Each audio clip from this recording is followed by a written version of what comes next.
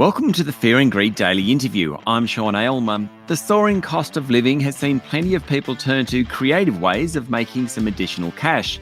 And while we're often talking about the labour shortage, with the unemployment rate so low, apparently the flex economy is seeing large spikes in people competing for extra work. Tim Fung is the co-founder and chief executive officer of Airtasker. Tim, welcome back to Fear and Greed. Thanks for having me. So tell me all about these spikes in people looking for extra work. You're seeing a surge in people wanting to make extra money. Is that about the cost of living, do you reckon? Absolutely. So I think we've seen as interest rates have gone up, we've seen two things start to happen. I think the cost of certain things has started to taper off as we're seeing. We've also started to see that people are very, very much interested in ways to be able to earn some extra money using their skills. One of the interesting things about Airtasker is that we see the data in real time. Yeah. And think about the Reserve Bank and the people who are making decisions about interest rates. They're generally getting data, on a quarterly basis based on statistics that are rolled up, over a long period of time, and they're very much lagging indicators. So it's really interesting on Airtasker because we're seeing this data in real time every single day, and we've certainly got some interesting observations that we're seeing through that data. Okay, so before we get on to the sort of services that people are offering, is it something that you've seen in the last sort of 3 months? Has it been happening over the last year? When did you really start seeing a pickup in people offering their services? Because, as you say, as an indicator of the macro economy, it's really pretty good in real time. Absolutely. So we measure the demand in our marketplace by the number of tasks that are being posted, and we measure the supply in our marketplace by the number of active taskers who are making offers to complete those posted tasks, the work that they're offering to do. And what we started seeing is from about September of last year, we started to see a counter-seasonal trend where the amount of supply, the number of active workers just started moving up and up and up. And then into January, where we usually see, a lot of people interested, we saw enormous surge in supply. So the number of people working just increased massively, up about, 40, 50% compared to the prior year, and on some pretty big numbers. We have tens of thousands of weekly active workers on our platform. So that was really from September of last year, but really picked up in January and has not relented. It's been at that really high and elevated level all the way through to where we are now in, the back end of May.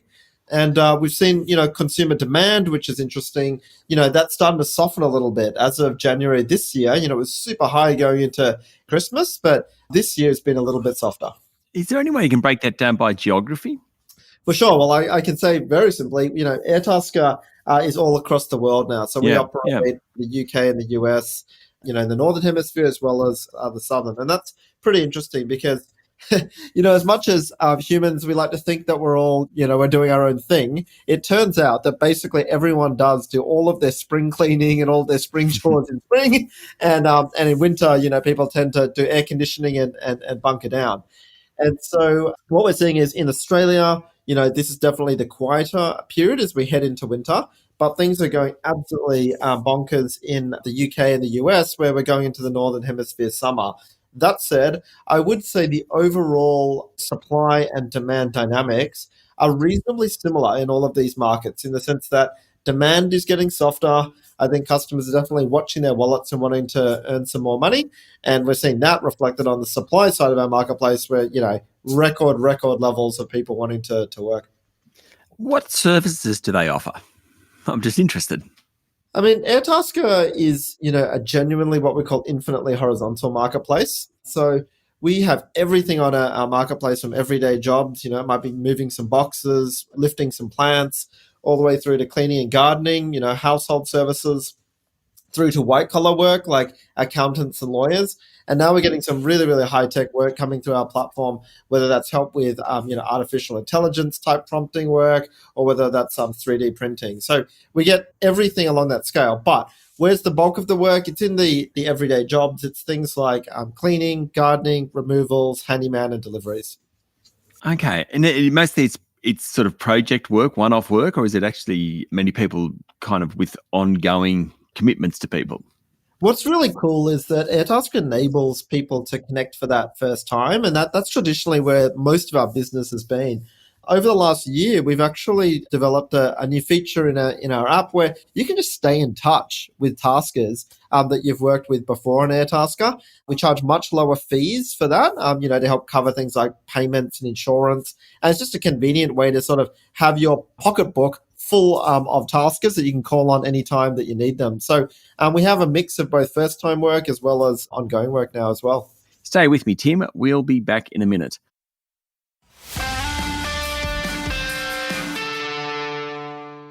My guest this morning is Tim Fung, co-founder and chief executive officer of Airtasker.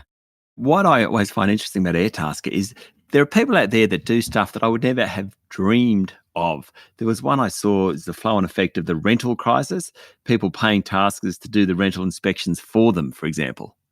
For sure. I think one of the things traditionally about the local services or the labor economy is there's a high degree of friction. In order to find someone just to help you with a $100 job or, a job that might take a couple of hours, it was so hard to find and discover that person, super hard to connect with them, really hard to, trust them, be able to process payment, have insurances and all that kind of thing. And what Airtasker has done is just lower that friction so that people can, share skills for transactions that, might be $200 or $300, which just weren't possible to happen before. And obviously good for consumers. So on the demand side, it is good news. Look, I think it's genuinely great on both sides of the marketplace. So for customers, you can go and discover a lot more people. In the old days, you might have to rely on the one person that your cousin has used before that's trusted to do some plumbing for you. Now you can access all of the plumbers in your local area, with a couple of taps.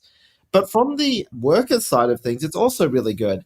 What Airtasker enables you to do is really build up your brand and your reputation, rather than doing a job and then doing another job and then never being able to be recognized for your experience. Airtasker is letting you log all of that experience and build your profile.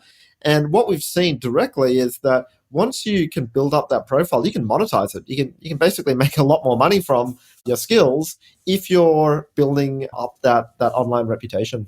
Okay, so looking at Airtasker, the proprietary limited, the corporate entity, you listed back in 2021, I think it was, and it's been a tough ride. What's the outlook for Airtasker? Yeah, well, the first thing to clarify, which is quite interesting, is that we listed the company at about 65 cents a share, and we are down significantly since then, which is it's a very, very tough market for tech and growth companies. Yeah. But actually, the journey was that we actually spiked on day one and went from 65 cents to about $2 on the first day of trading. And so it looks like, we've kind of gone from $2 to 20 cents. The reality is that we actually lifted at 65 cents. And, it's still been a tough journey, but certainly not to the extent that the charts on the ASX actually look like.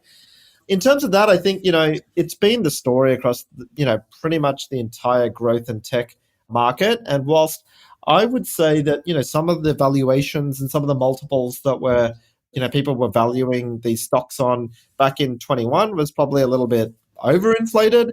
But now where it's come to is it's probably quite undervalued. And so, having been through one of these cycles before, back in the financial crisis, I think it's the time to think long term, focus on the mission of the company, make sure you've got a great team of people behind you. And if you do those things, the market will take care of itself over the coming months. Yeah, I mean, in terms of earnings for Airtasker and projected earnings, is it just about flow through, so more and more jobs? Is that basically how you make money? Well, one of the interesting things about Airtasker is that we're an incredibly high operating leverage business. We've invested into building a piece of software, an app, and building a brand, which is, the Airtasker brand. Yep. And every additional transaction that goes through our marketplace, 94% of that drops to the bottom line. So it's really a very high operating leverage business model. What we're really excited about at the moment is taking this app, this software that we've built and that we continue to invest a lot of capital into, and taking that into new markets around the world. So we've got some exciting announcements happening soon in the UK and the US as well. And we're seeing our marketplaces over there really thrive. As I mentioned, it's springtime in London at the moment, so that's going absolutely berserk. And I think what's great is that being a high operating leverage business model means when we go to the UK, we don't have to build up more people, more expensive, Yeah. more apps. We're using all of the same stuff and we're just scaling. Tim, thank you for talking to Fear and Greed. Thanks so much for having me. That was Tim Fung, co-founder and CEO of Airtasker. This is the Fear and Greed Daily Interview. Join us every morning for the full episode of Fear and Greed, Australia's most popular business podcast. I'm Sean Aylmer. Enjoy your day.